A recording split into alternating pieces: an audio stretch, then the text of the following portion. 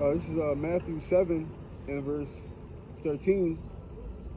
It says, "Enter ye in at the straight gate, for wide is the gate and broad is the way that leadeth to destruction, and many there be which go in thereat. Because the straight is the gate and narrow is the way which leadeth unto life, and few there be that find it." So narrow, it means exactly what it's saying in the next verse. I mean, straight means that straight way means narrow or restricted, right? So it's a harder path to go, and it makes sense. Everything in life that's worth anything is typically hard to obtain, right? They make degrees hard to obtain. Driver's license, even that process is harder than it should be. That's hard to obtain, right?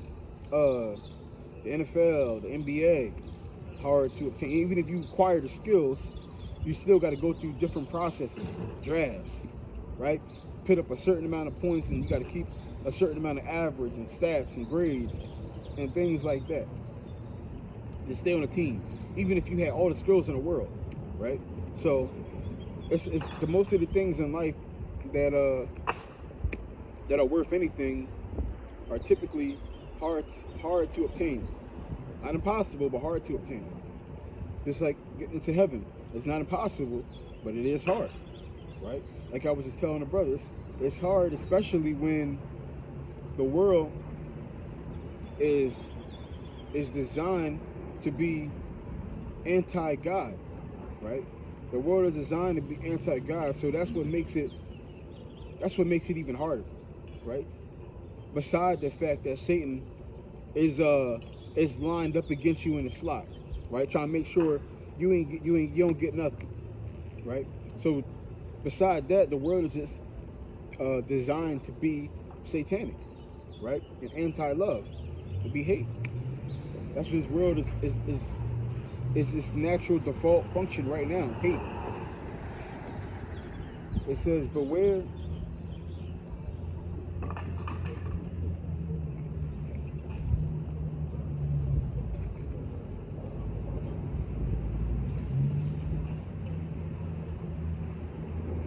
In fact, I'm gonna jump to one. Matthew's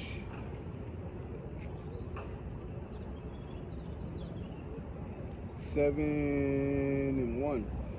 It says, "Judge not, that ye be not judged. For what for with what judgment ye judge, ye shall be judged. And with what measure you meet, it shall be measured to you again." And this is what I was just telling the brother, right? Um, the way it says, "Don't judge, because you're going to be judged." And what does it mean? What does it mean that in the best sense, right? In the best sense of the way judge, how can you do it, right? What is judge? To hold. Matter of fact, let me get the word.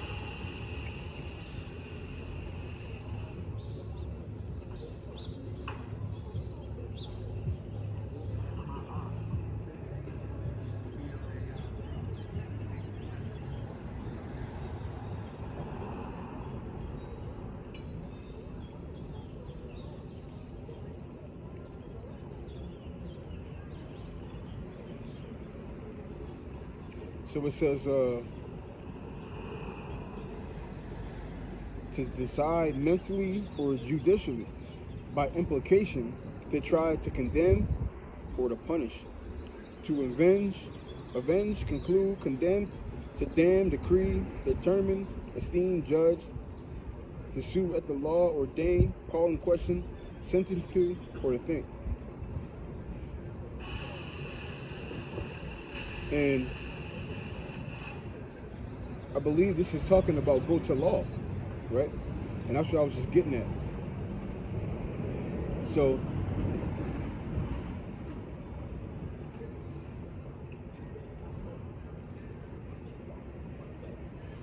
so it says, let's insert go to the law, right?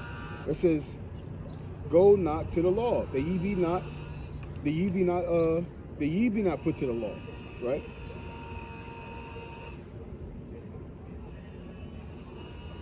For with what judgment, for when you go to the law, ye judge, ye shall be judged. And with what measure ye meet, it shall be measured to you again.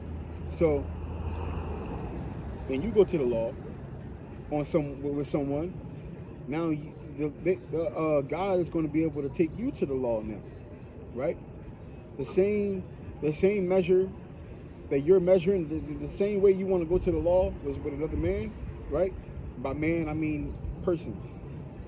It's going to be what God's going to do to you. He's going to take you to the law, right?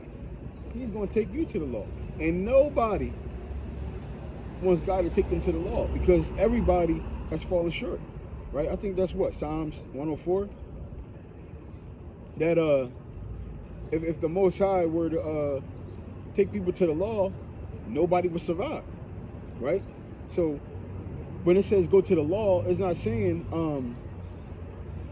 don't follow the law, right? Or we're just going to be, you be lawless, I'll be lawless, everybody just be lawless. It's not what that's saying. It's talking about, like what it was saying in the definition, to punish or condemn, right? So when you try to take something to the law with the intent of to punish or condemn someone, that's what this is saying right here in Matthew 7 not to do, right? Don't try to condemn or to punish somebody based on the law, right? Because you got to understand what's the second commandment, right? To treat others how you want to be treated, right? So you can't follow any punishment of the law without skipping over that. So you got to skip over that before you even end up there, right? So you gotta skip past that part and then get all the way down to the punishment. And you gotta be somewhat of a sick person to do that, right? Yeah. Let's skip over all this mercy, right? Let's skip over all this mercy. And let's punish this guy. Right? You gotta be a sick person. Or misinformed, or miseducated, right? So Matthew 7 and verse 12. Therefore all things whatsoever that ye would have that men should do to you, do ye so to them. For this is the law and the prophets. So according to the prophets and according to the law, this is what it stands for. You want to do unto others what you want to be done unto you, right? Now, again, what I was telling the brother, this does not mean you do unto others and they got to do it to you. That's not what that means, because we can't hold anybody else to a standard but yourself. So we keep a standard to please God, right? We don't keep the standard in hopes of somebody else is going to act a certain way. If they do, all praises. If not, no sweat off our back, right? We're going to still pray for that person, right? So you're doing good to be a good representation of God, to please God. You're not doing good with expectation of the person across from you is going to now do good, right? Because again, you can't control the conduct of somebody else, right? You can only control what's going on with you, with what you do. And that's what the Lord is going to hold you to, what you do, despite what's going on around you, right? If somebody disrespect you, you disrespect them back, you can't go to the Lord, well, you know, I did disrespect them, but they disrespect me first. He not trying to hear that. He ain't trying to hear that.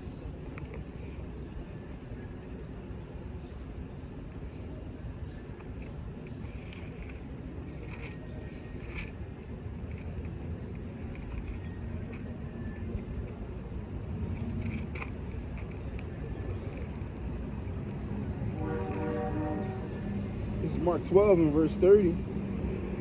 And thou shalt love the Lord thy God with all thy heart, and with all thy soul, and with all thy mind, and with all thy strength. This is the first commandment. And the second is like, namely this, thou shalt love thy neighbor as thyself. There is none other commandment greater than these, right? So there's no other commandment greater than these, right? Love thy God with all thy heart and thy soul, with all thy mind, and with all thy strength. And this is the first commandment. And the second is to love your neighbor as yourself. So the first commandment is to love the Most High with everything you got. That's the first commandment, right? And this is a trick bag. That's the first commandment. Now, how do we love the Most High? You love Him by loving people, right? Because you can't hug God. You can't give Him gifts, right? You can only praise God. How do you praise God?